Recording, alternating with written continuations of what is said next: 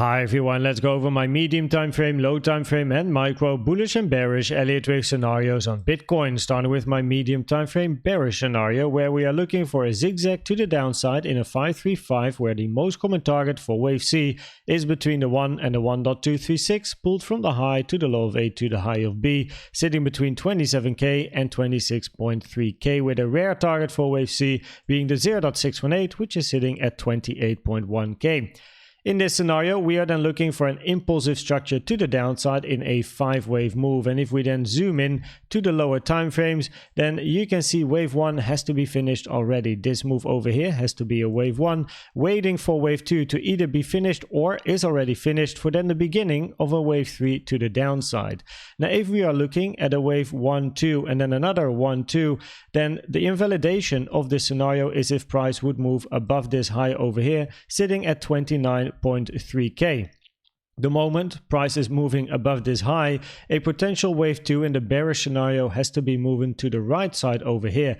Also important to know is that the most common target areas for a wave 2 from a Fibonacci perspective is the 0.5 to the 0.786. And as you can see, the 0.5 has not yet been hit. The 0.382 is a rare target and not a common target for a wave 2. So if we then go towards the micro, the biggest question in this scenario is this move to the downside a zigzag or an impulse? Because in the bearish scenario, what we want to see is this being a wave 1, followed then by a wave 2, before then a wave 3 to the downside, right? Meaning this then has to be an impulsive structure.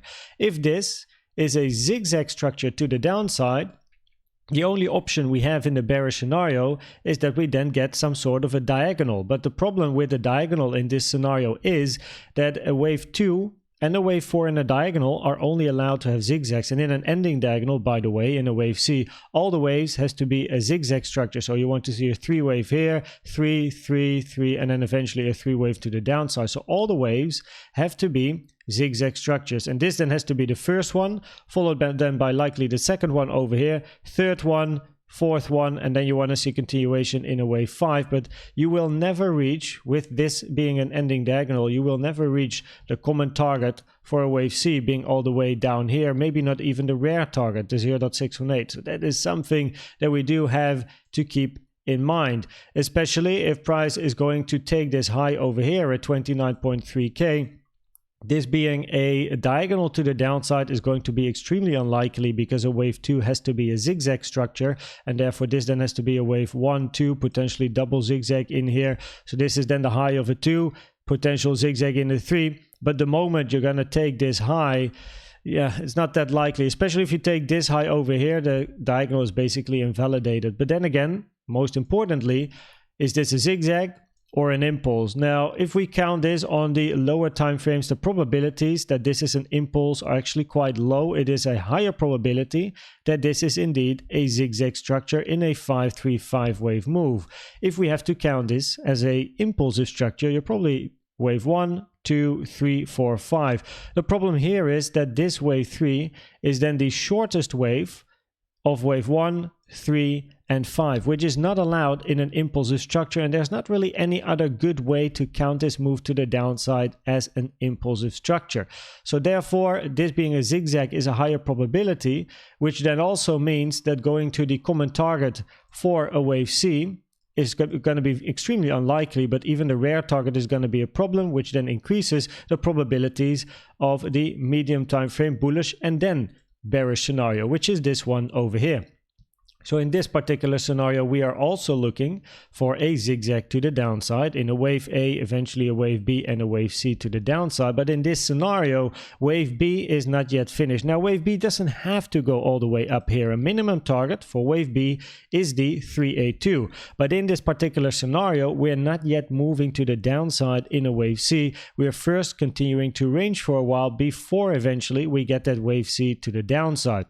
Now in this scenario, the 0.5 to the 0.786 are also common targets for a wave B, and I think that triple top at 30.4k is extremely interesting. We have 3 highs over here. There must be some interesting liquidity hanging around these highs for then a liquidity grab and a continuation to the downside. Now over here you also see a key level, which was mentioned last week because we had a double bottom over here, and I thought it was very interesting to grab the double bottom, grab the liquidity with a wick before then moving towards the upside. If we zoom in to this wave B over here, we go to the low time frame basically, then this is something I am looking at the moment. So in this scenario, if we want to see that move towards the upside, then what we're looking for is this to be a wave W, an expanding flat where wave A ended over here, and this expanding flat is the first structure of wave B. So we are looking for a 3-wave structure in a wave B with then a W, an X, and eventually a Y to the upside. So W is then an expanding flat. X in this scenario is already in or has yet to be made because it's quite difficult to count this as a proper 3-wave structure, but more about that on a micro because it is possible that this is the end of a wave X for then a wave Y to the downside. Wave Y has to then be a 3-wave structure, and because wave W is a flat, wave Y can only be a triangle, or wave Y is a zigzag, so a 5-3-5, or you're going to be looking for a triangle structure where each wave has to be a zigzag structure as well, or potentially C or D can be a double or triple zigzag, but that's more complex and it's way too early to tell. Now the common targets for a wave Y, most commonly at least, are between the 1 and the 1.236, taken from the low to the high of W to the low of wave X, which is between 29.9k and 30.2k. The 0.618 is also common, a little bit less common, but at least common, sitting at 29.480. A rare target is the 1.618. And what is important here is that at least the key level, the triple top level, is between at least the common target and the rare target. So it is still valid in case price is going to wick it and move towards the downside. Now if we then zoom in again to this structure and we move to the micro, then this is the scenario where X, the blue X, is already finished. So in this scenario, we don't have a zigzag in a wave W. A 3-wave structure can be any corrective structure in a wave X. And then we are looking for a wave Y to the downside. And what is important here is that the 1.236 is hit. So usually you take a trend-based fib extension from the high to the low of W to the high of wave X, and then a minimum target for wave Y is the 0.618, right? Because as just mentioned with the scenario over here, usually the 0.618 to the 1.236 is your main target area for a wave Y. However, you can see that over here the 0.618 has not been hit. However, the 1.236 is hit, which is taken from the low to the high of wave X with a normal Fibonacci retracement. And a wave Y tends to have a relationship with wave X, which is between 78 to 138%. And this is 123%, meaning it is in between the range that is allowed following the Elliott Wave rules. So therefore, this could be the low of a wave Y because it is in between the relationship of wave X between the 78 and 138%. So in this scenario, time-wise, it would work quite nicely if this is a W, this is an X, and this is a Y, because all of the waves are around the same amount of time as well, which is what you like to see for then the low of wave Y, and then looking for a move towards the upside, either in 3-wave structures or in an impulsive move. The alternative is that wave X is not yet in. So in this scenario, we are then looking for this to be a wave W again, but then all of this is part of still a wave X for then another wave Y to the downside.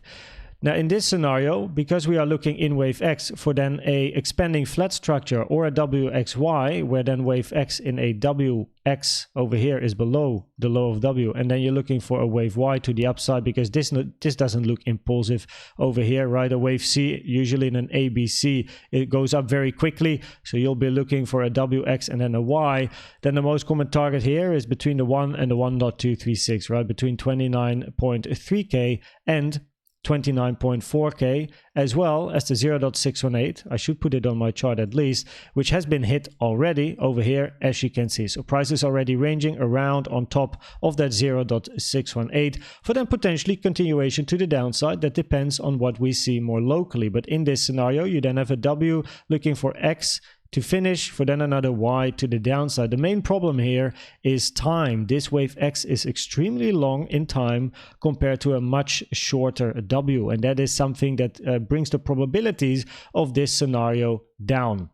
Also, another thing I prefer is that if price wants to move to the upside in the more low time frame bullish and medium time frame bullish and then bearish scenario, that this is the low, because below this low over here and then the low that we have in general, there's not much support left. If I open my support areas over here, then you can see that below this low and this one over here, there's basically a gap of support all the way down to like the 27k area. So there's not much left. So preferably this low over here that was made on our target box that we were looking for, double bottom, a daily naked point of control that was positioned here as well. Very, very nice. Good reaction. Preferably, this is the low for then a move to the upside. And if we then look at the resistance areas, we are now hitting the resistance area mentioned between 29.1k and 29.2k, where I think that at least hitting the weekly naked point of control is on the cards on 29.225. Observe the reaction in general around this area. See what kind of divergences we create as well.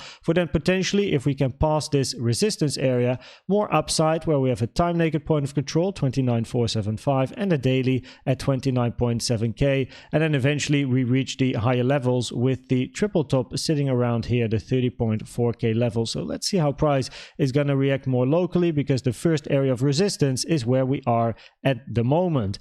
If we look at the CVD divergences, we already had these bullish CVD divergences playing out, has been taken this high over here. Very, very nice indeed. So that has now been finished. The only ones we have left from the bullish side at least is these ones over here, higher low in price, lower low on the CVD, where then the target is the 30k high. And you can see that here as well. If I zoom out, then you can see we have a higher low in price, a lower low on the blue CVD line, target being that high. And more locally, this was very complex counting, by the way, throughout the weekend, very complex range. But then here we finally move towards the upside, move down, creating more bullish CVD divergence, higher low in price, but over here on yellow, lower low on the CVD, bullish divergence, which has played out as this high has been taken. So that is very nice. And then we have to wait and observe what is going to happen more locally. Now, we also have a news this week, which is very important. We have news on Thursday and Friday. Thursday on 2:30 p.m. Central East European Time, and on Friday also 2:30 p.m. Central East European Time. So make sure you trade safe around these hours.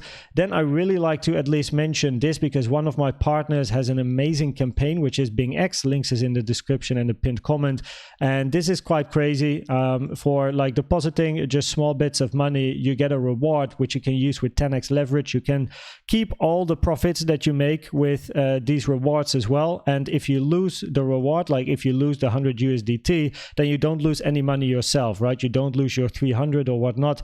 This is only the reward. You get the gains, but you don't get the losses, which is quite incredible, to be honest. So they made this one for our community, for the Koenz trading community. So make sure to check it out in the pinned comment and the description. I'll make sure to put the link in there as well.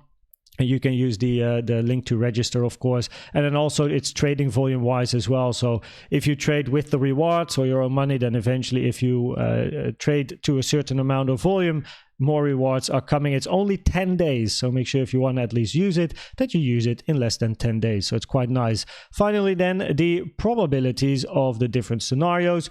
Over here, probabilities wise, on the medium time frame, the higher probability scenario from an Elliott Wave point of view at the moment is to at least look for a little bit more upside or a longer range to form, and not an impulsive structure to the downside. Of course, as mentioned, price doesn't have to go all the way up here. It can continue ranging even in a triangle, of course, which is something like this, right? It doesn't mean we go all the way up, but we have to wait and see what price does and then take it from there.